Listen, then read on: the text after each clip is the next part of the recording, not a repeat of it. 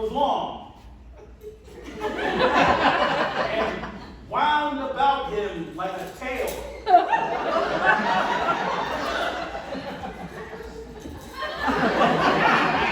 His body was transparent.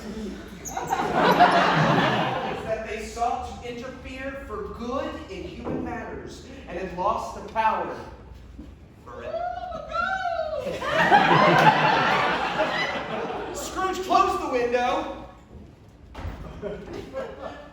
daintily and examined the door by which the ghost had entered. It was double locked, as he had locked it with his own hands, and the bolts were undisturbed. He tried to say, but stopped at the first step. And being much in need of repose, went straight to bed without undressing and fell asleep upon the instant.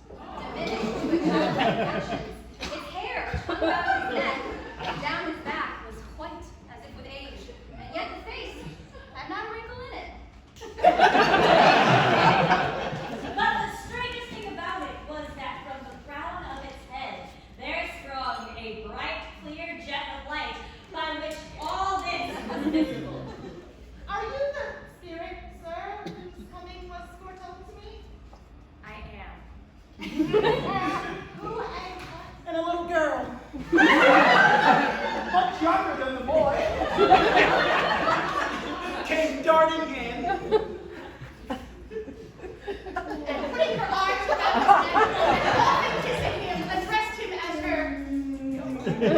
Dear, dear brother, I have come to bring you home, dear brother. To bring you home, home, home, home, home. Home romance, exclaimed the boy. Yeah, it's a home for good and all, home forever and ever. Room as you would desire to see upon a winter's night. In came Mrs. Fezziwig, one vast, substantial smile. Sitting upon this couch there sat a gentle giant, glorious to see. He bore a glowing torch, in shape not unlike Plenty's horn, and held it up, high up, to shed its light on Scrooge as he came peeping round the door. Come in! Exclaimed the ghost. Come in and know me better, man. I am the ghost of Christmas present. Look upon me. Scrooge, Scrooge. What was that word?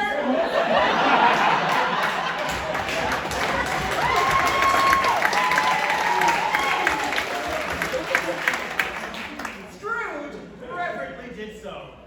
Ratchet!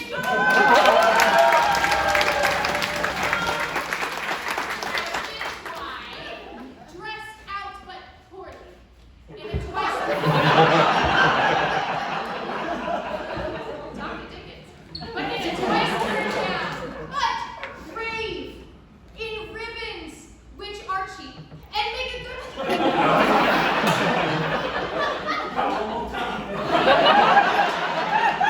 And make a goodly show for 6 pence. 6 pence. And she waved the cloth. Assisted by Belinda Cratchit. Second of her daughters, also brave in ribbons. Bless us. Oh, God bless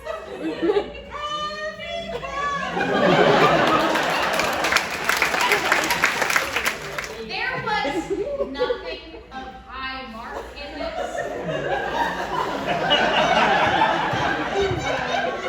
They were not a handsome family.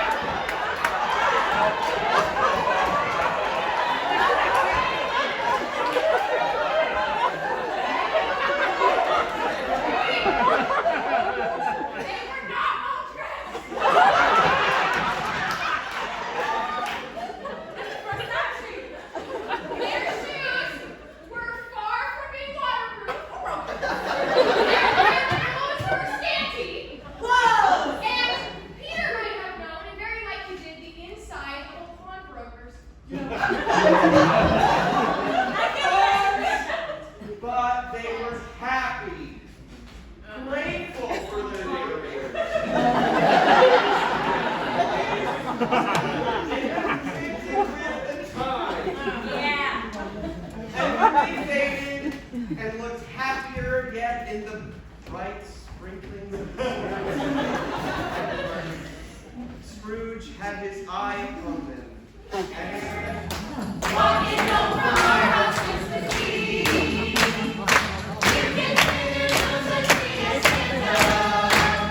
But happy and grandma we believe.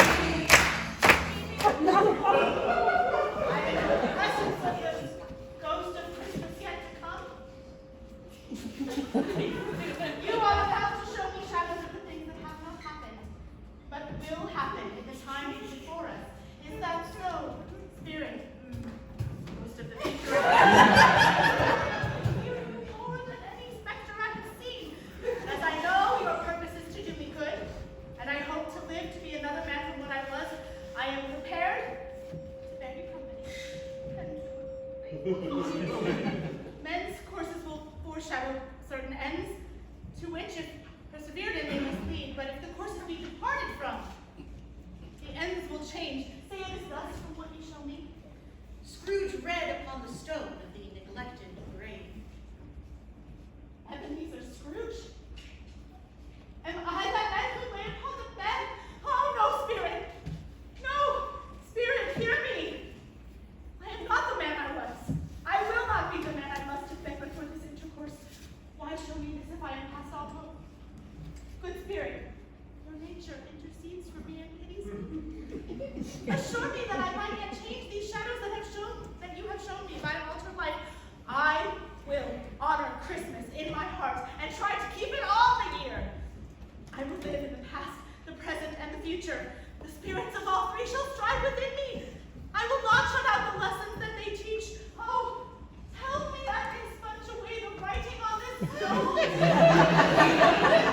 In his agony, he caught the spectral hand, holding up his hand in the last prayer. He saw an alteration in the phantom's hood and dress. It shrunk, collapsed, and dwindled down into a bedpost. They are not torn down. The bed curtains are not torn down, wings and all, they are here. I am here. The shadows of the things that might have been dispelled. They will be. I know they will. I don't know what to do. I am as light as a feather. I am as happy as an angel. I am as giddy as a schoolboy. I am as merry as a drunken man.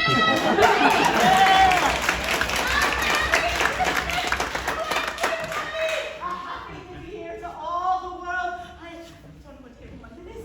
I don't know how long I'm among the spirits. I don't know anything. Or did not die. He was the second father. He became as good a friend, As good a citizen. And as good a man as the good old city knew. Or any other good old city, town, or borough in the good old world. Some people laughed to see the alteration in him, but he let them laugh and little heeded them. His own heart laughed, and that was quite enough for him. Scrooge had no further intercourse with spirits. Just